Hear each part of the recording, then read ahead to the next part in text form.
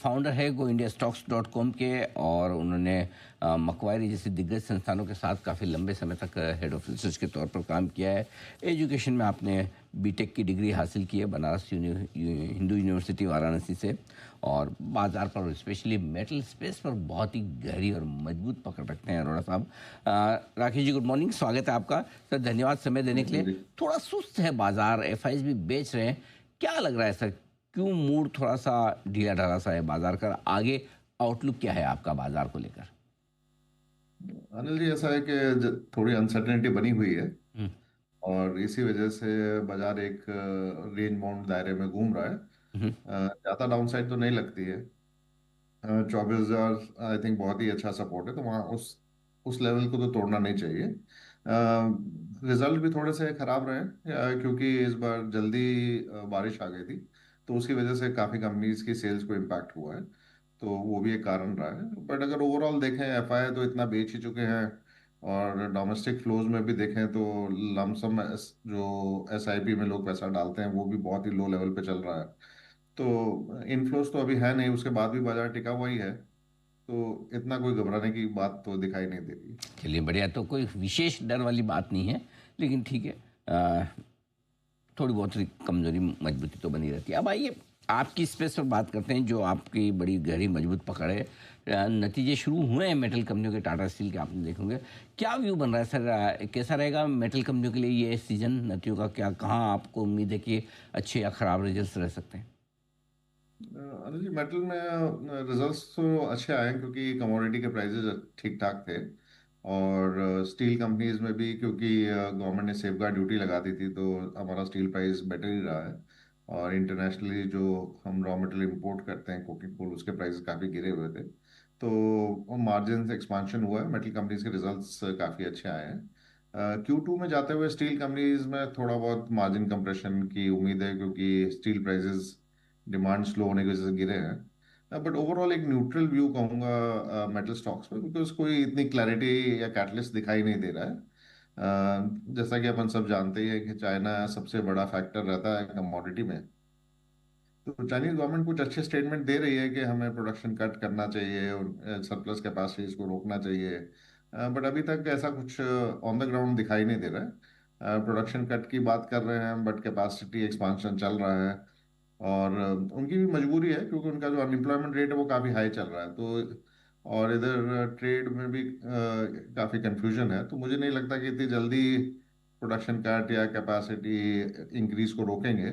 तो एक न्यूट्रल सा माहौल बना हुआ है, स्टॉक्स चल चुके हैं। मेरे हिसाब से अभी मार्केट परफॉर्मर ही रहेंगे metal stocks. Okay, metal stock market performer ही रहेंगे, लेकिन जो टैरिफ का मामला चल रहा है, अभी भी स्टील एल्यूमिनियम पर टैरिफ तो है ही है अमेरिका की तरफ से। क्या देखते हैं इसका, किस तरह का असर पूरे मेटल की कीमतों पर ग्लोबली आगे चलते हुए देखते हैं? क्या आपको लगता है ये हट जाएगा टैरिफ, या इस क्या, किस तरह से फर्क पड़ेगा? तो अनिल जी, अभी जैसे अपन ने देखा कि यूएस ने 50% ड्यूटी लगा दी है एल्यूमिनियम और कॉपर पे। बट अभी कॉपर पे एक दिन उन्होंने उस पे 50% की जगह 25 किया, तो स्टॉक कॉपर एकदम गिर पड़ा। और कॉपर का जो फ्लो था, जो रेस्ट ऑफ द वर्ल्ड से यूएस की तरफ जा रहा था, उस वो भी उल्टा होने लगा। तो ऐसी कोई इतनी शॉर्टेजेस नहीं है एल्यूमिनियम और कॉपर के अंदर भी, कि एकदम भाव भाग जाए। मेरे हिसाब से एक वो रेंज बाउंड रेंज में ही है, और इंडियन कंपनीज को काफ़ी अच्छा फायदा हो रहा है, तो कैश फ्लो वाइज ठीक है। तो एक ट्रेडिंग स्ट्रैटेजी की तरह उनमें काम करना है। अभी थोड़ा करेक्शन आ रहा है कुछ एल्यूमिनियम और स्टॉक्स में, तो वो एक ट्रेडिंग बेट की तरह देखे जा सकता है। और सेक्टर्स हैं जो इंटरनेशनली काफ़ी जुड़े हुए हैं, फार्मा और आईटी, क्या है आपकी राय इन अनिल जी, जब कंफ्यूजन होता है तो थोड़ा दूर ही रहना चाहिए। पर? तो ठीक बात है। मेरे हिसाब से तो अभी जैसे अभी मेन प्ले जो है हमारे लिए वो है डोमेस्टिक सिक्लिकल्स, क्योंकि आरबीआई ने सही वक्त पे इंटरेस्ट रेट फ्रंट लोडिंग की है कट करके, और अभी उन पे और दबाव भी है कि थोड़ा और रेट कट कर दे। तो मुझे लगता है कि और हमारा मॉनसून भी थोड़ा ठीक ठाक ही चल रहा है, और गवर्नमेंट ने जो इनकम टैक्स में छूट दी थी उसका भी असर अब आना चालू हो जाना चाहिए। और वैसे भी हम लोग अपने बिजी सीजन की तरफ जाएंगे, दिवाली जैसे फेस्टिवल सीजन स्टार्ट होता है, तो मुझे लगता है कि डोमेस्टिक साइक्लिकल्स जो हैं, बैंक्स हो गए, कंज्यूमर ड्यूरेबल हो गए, इवन ऑटो हो गए, और सीमेंट सेक्टर तो खैर है ही, तो ये सब सेक्टर्स की तरफ ज़्यादा ध्यान देंगे as compare to international sector, तो ठीक रहेगा। वहाँ पे पता नहीं क्या आएगा, तो थोड़ा दूर रहे तो बेटर है। ठीक बात है, थोड़ा सा दूर रहने में समझदारी है। और डोमेस्टिक जो स्लिकल सेक्टर जो है, जो हमारी अर्थव्यवस्था से प्रभावित हैं, उन्हीं पर ज़्यादा फोकस करना ठीक रहेगा। एक और बात जो लोग थोड़े से डरे हुए हैं एफआईएस की लगातार बिकवाली को लेकर, आप क्या वजह समझते हैं और क्या इसमें अब कहीं कोई रुकावट के संकेत हैं? आपको लगता है कि अब रुकेंगे किन लेवल के आसपास?